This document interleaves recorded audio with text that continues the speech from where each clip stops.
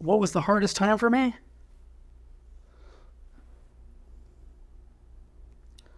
When I had you little kids. It was a trying time to be able to be a young dad.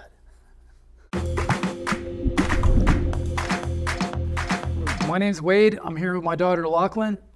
I'm a CEO, a father, a lifelong enthusiast of all kinds of different things. Lachlan and I are here to learn a little bit more about ourselves through a series of questions that the YourTango team has put together. Truth be told, are you ready, Lachlan? More ready than ever. When you describe me to your friends, what do you say?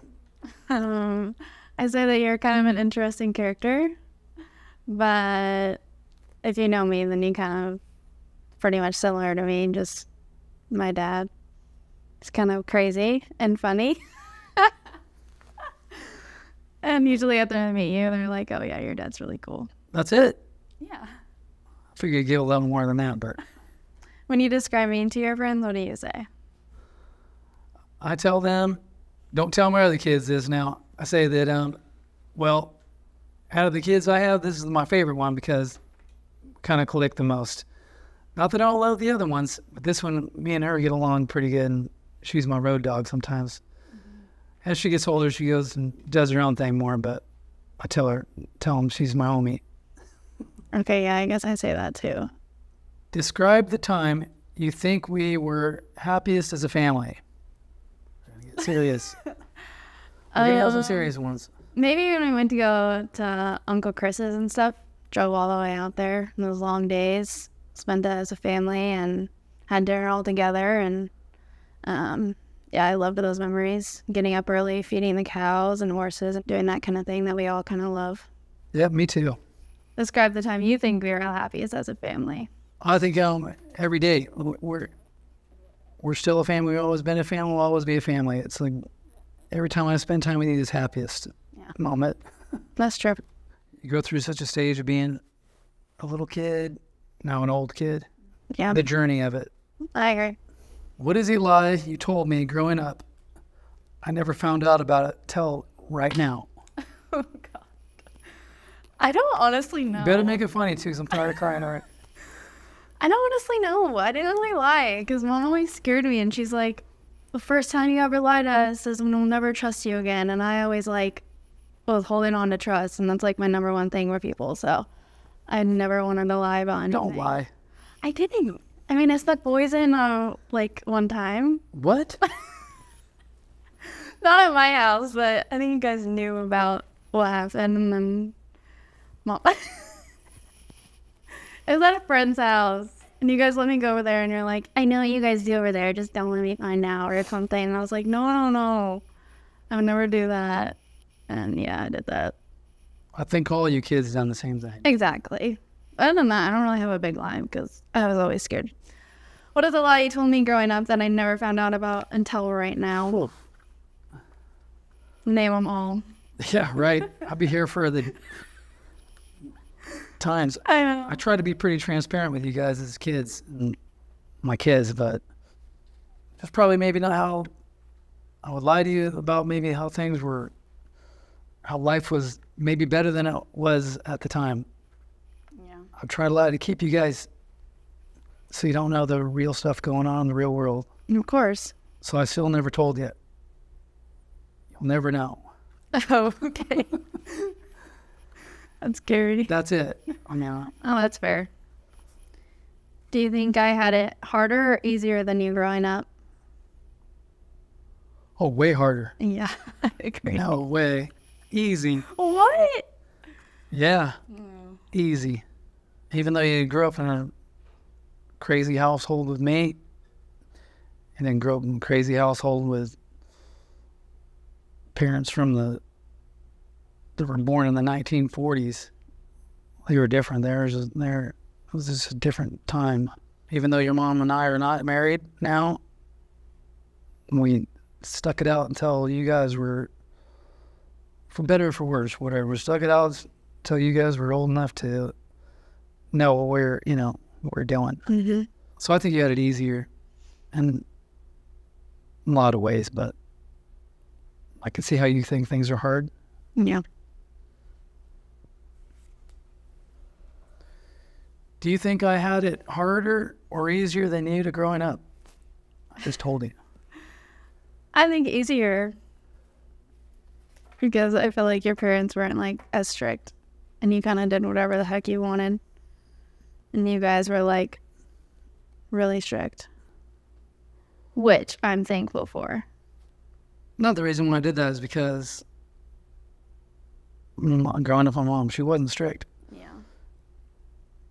At a certain point, it clicked to me, knowing that whatever, not to get on her or anything, but that wasn't right. Mm-hmm.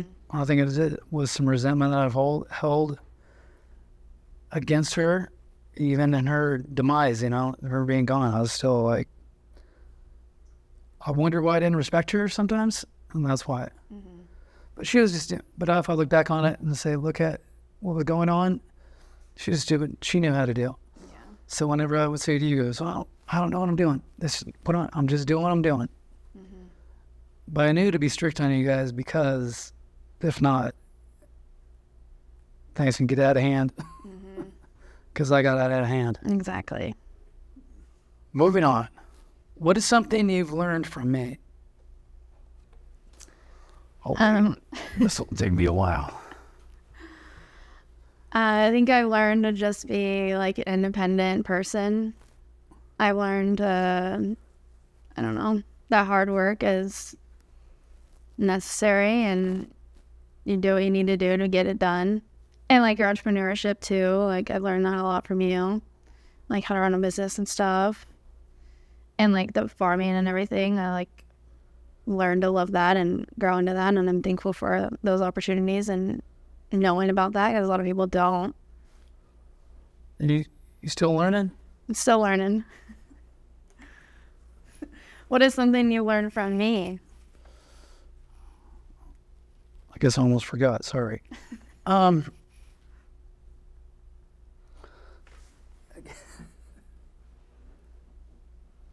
This isn't fair to you to do this with your kid. Parenting persistence pays off. That your kid that you raise can be one of your best friends. I almost kind of thought something weird against that, but then and I've learned patience. Mm-hmm. But everyone will be here all night. Go, hurry up. Okay. Have you ever felt misunderstood by me? Yeah. At the time, though, it was hard probably to deal with, but then as you grow and grow, you look back and realize, but also as a parent to you, not just a friend. I mean, I should be misunderstood, like I should feel misunderstood by my child. I hope I'm misunderstood, Mm-hmm. Let me try that one. Have you ever felt misunderstood by me? Yeah. Multiple times, but as you said, like you grow and understand why. And I just feel like sometimes you don't really think about others and then you're just like, oh, whatever. And I'm like, okay, but I'm feeling this way because, and then you're just like, dismiss it. But also we're kind of the same person and just are like strong-headed. So I feel like we clash heads sometimes. But then we always rekindle and you're always there when I need to call you or whatever too. Teach lessons, I guess. Because I'm sure the things I've showed you and the things I've learned from you, you can use it. Because you don't get the right answer from me, you're not going to get the right answer from the world always either. Mm-hmm. So it's tough love.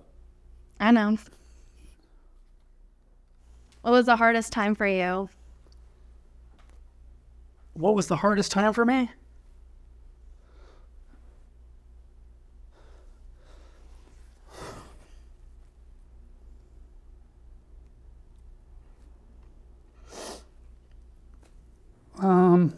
Probably my late 20s. When I had you little kids. It was a trying time to be able to be a young dad.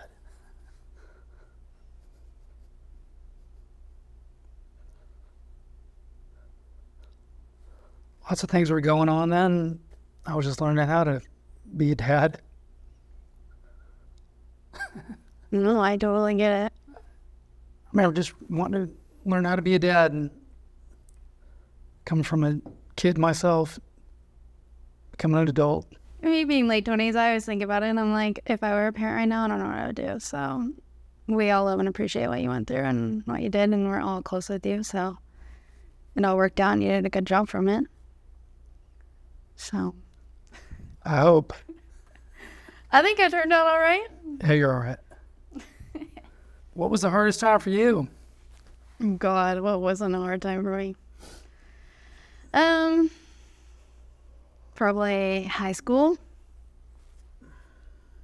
Probably a hard time for me. Had a couple hard times the past couple of years, and you know that. I remember a hard time for you when you were like 16. I feel like we had a conversation one time. The shit ended. Yeah, you scared the shit out of me. And it worked. I remember that conversation vividly. And it woke me up, so I thank you for that. But there's a funny one in here. How do you think our family has shaped your views on relationships? It's hard to answer some of these questions like that. I think it's about just, I'm a person that, like, not selfish, but I live by my own experience, you know? Live by my own experience about what I'm doing now. Sure, those are just experiences. Nothing failed me in that. Nothing propelled me in it. I just took that and had it to what I'm doing today. I wouldn't change a lot of things. You know, like, well, would you change? Not going to change it. I'll learn from it. Moved on. Everything's still good, even the bad things that happened. How do you think our family has shaped your view on relationships? I guess I just kind of see how you guys panned out and like kind of try to go the opposite way of that. And I have like signs to look for. I give you all the red flags, right? Yeah. So I look for the red flags that you have, and then I go the opposite direction. But you always say like, don't get married, no, no, no, no, no. And then I always like take that as the opposite. I'm like, no, I want to like prove that wrong and like do it and find someone for me. And like, I feel like people see bad relationships growing up as like parents, and they're like, oh, well, I'm never going to get married because divorce is going to happen for me because my parents did. But I see it as a complete opposite. I'm like, I saw what happened, so I'm going to look for those and try and figure out myself and go for the right person who will like even me out. Good job. We talked about red flags a few months ago, and then you made a decision, right? Yeah. But it doesn't mean anybody's a bad person or nothing, you know. Your mom is one of my best friends. You know that. Mm. I love her still. I mean, I'm sure she would say the same to me. It's like, when I look at it, I don't think it's such a bad relationship. It's just not the right relationship. Yeah, exactly. What song makes you think of me? I honestly feel like any Social Distortion song. Because I feel like we've been like 3 concerts of that, and I always just like, I see you as like the lead singer. I don't know, I forget his name, but I can see you as like kind of like character, and I don't know, the songs are kind of relevant. I grew up as a cowboy kid, punk rock, both. That kind of music like shaped who I am, and I guess a certain persona even. But in ways like you go to think about, oh, could you go back and change things? I might have changed that. I might not have hung out and listened to punk rock as much as I would think. Not because I'm down in it, because it did add a certain element, a positive element, but also like this like somber negative element that you almost like overcome. And I don't think I necessarily, like, something necessarily I needed. Yeah. But I did experience it, and it did make me who I am. But kind of like I say, we were talking today about driving, or when we were driving, I don't listen to music as much anymore because I kind of want to listen to my own thoughts. And when I pass on information to you, I'm passing it because it's something I learned. I'm not saying music's bad. I'm just saying, like, hey, some quiet time too is good. What song makes you think of me? Probably Gin and Juice by the Gourds. Why? That's Because we used to jam that song a lot, the version by the Gourds. We used to just dance around that song. I would laugh my ass off thinking that that's the worst song for your little kids to be listening to. That's You're just funny. out there dancing around to it. The banjo version of Gin and Juice. That's really funny. I mean, sure, there could be some other heartfelt song, I don't know, but That's why I that like song it. just made me, every time I hear that song, you know which one I'm talking about? Yeah. So much trauma in LBC. And the banjo playing here, like, all. That's so funny. What do I do that annoys you? Maybe some things you don't follow through on. Where annoys me that you don't. But as I say, as a parent, I get it. Well, I didn't with my parents, but so sometimes when I say it's not a fail, it's an annoyance. Mm-hmm. And then I think I bring it back to myself and go,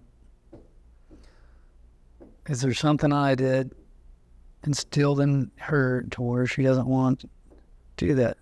And I look back at myself and say, yes. There are some things I don't follow through, and it's kind of like residue onto you. It irritates me when, like, sometimes you don't follow through, and I think it's going to be a hindrance. Mm-hmm. But as I say, as you grow too, you get better and better. Mm-hmm. I just want you to be better quicker than me. What do I do that annoys you? Go ahead and lay it on.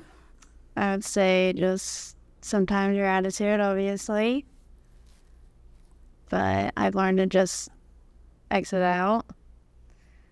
Also, when you go, huh, and then you actually do hear me. I don't know if I hear you or not. Yes, you do, because then you answer it after you say, huh. Huh.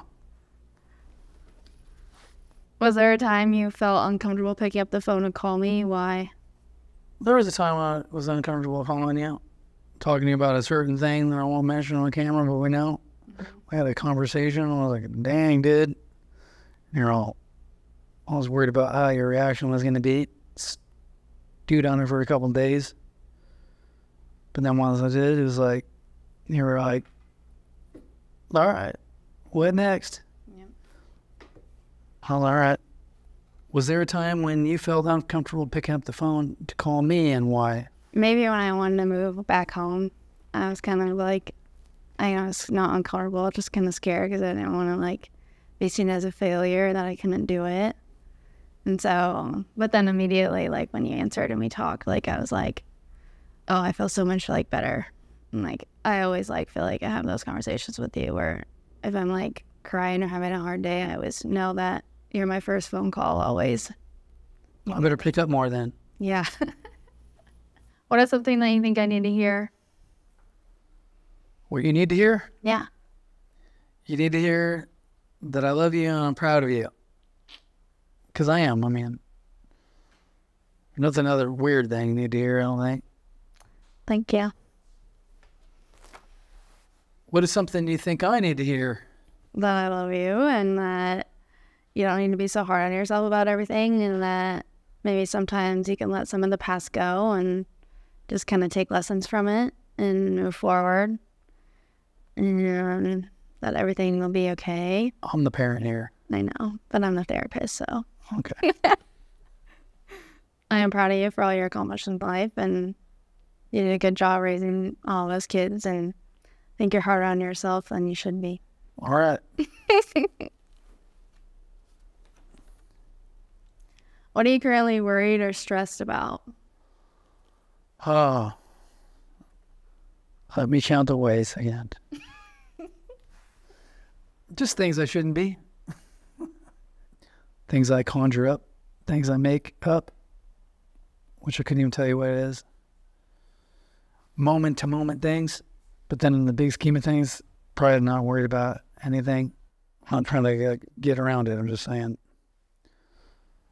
I can give you a long list of things, but then if I really take a breath about them, nothing. What are you currently worried or stressed about? I feel like, again, we're pretty similar in that. I just make up little lies in my head and then worry and stress about it. and just constantly run through it until I'm like, it's fine, it's fine. But I mean, I always stress about my future and money and everything, and just hope that I'm gonna make it, kind of thing. And that's like an everyday worry for me. Stressed about finding a new place? Yeah, all the above. They're just routines we're going to keep on going and doing them. So even if we're stressed about them, we'll just keep on doing it. Exactly, and it'll all fall into place. Right. What is one thing you hope I will always remember about you? Just how much I care for you and how you're my best friend and always have been, even through our hard times. I always knew that I could count on you for anything and call you whenever. And I'm really happy to have like our bond together. And yeah. What is one thing you hope I always remember about you? The good, the bad, the ugly. All of it. Mm-hmm. What are your biggest hopes for my future? If I would project, hope you get married and have your own family. And live happily ever after. Mm-hmm. Even though it sounds cliche, I don't think about you as like, oh, become a business person, all those things. I just think about, unless you want me to change my vision, but that's what I hope for you. Yeah. I agree.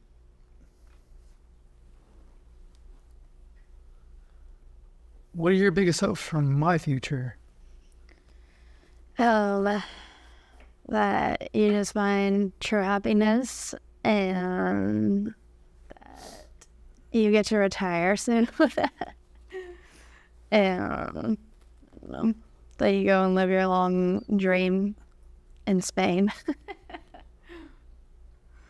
Oh, your dreams are my dreams. I'm picking up what you're putting down. Mm. What advice would you give me that you think could make a big difference in my life right now? I feel like to just go with the flow kind of thing, and like I said, just be more maybe positive on aspects of life. Right. What advice would you give me that you think can make a big difference in my life now? I would say forget about those stresses that you talk about, that you make up. Somebody will come along, a person. Focus on making some money, making something happen so you feel good about yourself about that. Mm-hmm. So you feel like you're out from under whatever you think is pushing you down business-wise or whatever. Because you can do it. You just got to make a conscious decision to focus on it more rather than worry about it more. What is one thing you heard today that surprised you? Probably nothing. You and I are a good one to our answer. You probably kind of same and not too much change. And I mean, I guess what surprised me, my emotions, my reactions surprised me. I thought it'd be more fun, but it's still fun. What is one thing you heard today that surprised you? I'd probably say the same thing. Huh? I'd probably say the same thing. I guess your emotions. I feel like I've only seen you cry like 2 times in my life. So that was surprising. And that you like how you answered things like just strongly and like real was nice. So, but I feel like we pretty much tell each other everything, so. Not one thing surprised you? I just did. I'm just saying though, like, no. I guess how like hard you are on being a parent, like that kind of surprised me, because I feel like growing up we didn't really realize like how hard you were on yourself. So it's like surprising that you were like, I want to be the best parent kind of thing. It didn't surprise you that Gin and Juice is my favorite or my song that makes me think about you? Yeah, that's pretty funny. By the Chords, not the other one. Mm-hmm. The other one I don't understand it much, but that'll be our father-daughter dance song at my wedding.